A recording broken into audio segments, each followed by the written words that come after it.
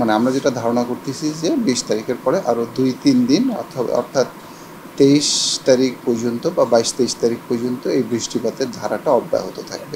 আগামী ২৪ ঘন্টার আবহাওয়ার পূর্বাভাসে যেটা বলা হয়েছে যে সিলেট, ময়মনসিংহ, ঢাকা, খুলনা এবং চট্টগ্রাম বিভাগের কিছু কিছু জায়গায় এবং রাজশাহী, রংপুর, বরিশাল বিভাগের দু এক জায়গায় বৃষ্টি অথবা বজ্রসহ বৃষ্টিপাতের সম্ভাবনা আছে।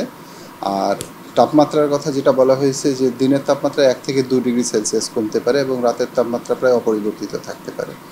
এবং আপনারা জানেন যে গত কয়েকদিন থেকে সারা দেশের উপর দিয়ে কম বেশি তাপপ্রবাহ আছে। তো যেসব এলাকার উপর দিয়ে বৃষ্টিপাতের প্রবণতা বেশি সেসব এলাকা থেকে চলমান তাপপ্রবাহটা প্রশমিত হতে পারে। আর বিক্ষিপ্তভাবে কিছু জায়গায় হয়তো বা তাপপ্রবাহ থাকতে পারে এবং আগামী কয়েকদিন পর্যন্ত এই বৃষ্টিপাতের প্রবণতাটা অব্যাহত থাকবে।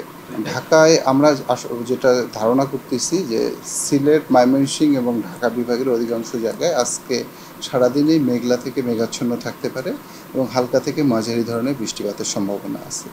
একেবারেই যে খুব ব্যাপক যদি বৃষ্টিপাত না হয় তাহলে কিন্তু সহসায় টেম্পারেচার কমার সম্ভাবনাটা কম। সেজন্য যে আসলে বৃষ্টিপাতের পরিমাণটা যেটা হয়েছে সেটাও খুব সামান্য, হ্যাঁ, খুব লাইট বা তার চেয়েও কম। এর প্রভাবে টেম্পারেচারটা কমছে এবং যে আকাশ মেঘলা থাকার কারণে যে সূর্যের কিরণটা আসতে পারতেছে না, এটার প্রভাবে তাপমাত্রাটা অনেকটা কমছে। কিন্তু যে পূর্ববর্তী যে বাতাসে যে হিট যেটা ছিল সেটার উপস্থিতিটা তো কিছুটা রয়ে গেছে। তো এটা দেখা যাবে যে সময়ের সাথে সাথে যখন বৃষ্টিপাতের পরিমাণটা বাড়বে তখন এটা সহনশীল পর্যায়ে চলে আসবে। সাগরে বে অফ বেঙ্গলে একটি লঘুচাপ তৈরি হওয়ার সম্ভাবনা দেখা দিয়েছে। তো এটা আমরা অবজার্ভ করতেছি এবং সময়ের সাথে সাথে আমরা এটা মিডিয়াতে বা আমরা যেটা আমাদের প্রচার মাধ্যমে আমরা এটা জানাই দেবো। হ্যাঁ, কিন্তু আপনার হিটওয়েভ প্রবণ এলাকাটা কিন্তু দেশের উত্তর পশ্চিমাঞ্চল, কারণ দেখবেন ম্যাক্সিমাম টেম্পারেচার হয় খুলনাতে, নয়তো রাজশাহীতে, নয়তো রংপুরের এই পাশে। আর বিক্ষিপ্তভাবে থাকে রাঙামাটির ওইদিকে মাঝে মধ্যে দু একটা, ঠিক আছে। তো বৃষ্টিপাত কিন্তু কম হবে রাজশাহী, রংপুর এবং বরিশাল। ফলে দেখা যাবে যে যদি সকালে দিয়ে যেমন এই যে বৃষ্টিটা হয়েছে এরপরে যদি আপনার প্রচুর রোদ ওঠে তো দেখা যাবে কিন্তু খুব বেশি টেম্পারেচারের হেরফের হবে না।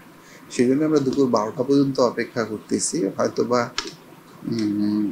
মানে আমরা যেটা আশঙ্কা করতেছি যে আজকেই হয়তো বা বৃষ্টিপাতের পরিমাণটা বেড়ে গেলে হিটওয়েভের কন্ডিশনটা অনেকটা সহনশীল পর্যায়ে চলে আসবে।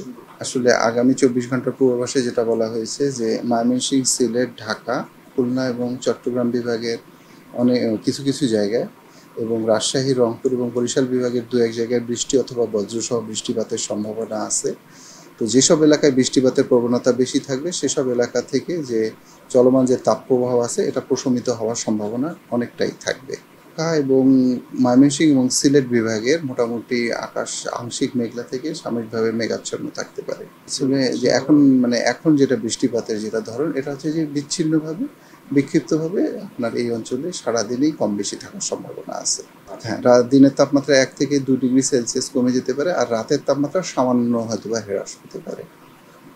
আমরা যেটা মানে দীর্ঘমেয়াদী বা ৫ দিনের ফোরকাস্টে আমরা যেটা বলছিলাম যে বর্ধিত ৫ দিনে যে বৃষ্টিপাতের প্রবণতাটা বৃদ্ধি পাবে, আসলে সারা দেশেই কম বেশি বৃষ্টিপাতের প্রবণতাটা আগামী ৪-৫ দিন এটা অব্যাহত থাকবে।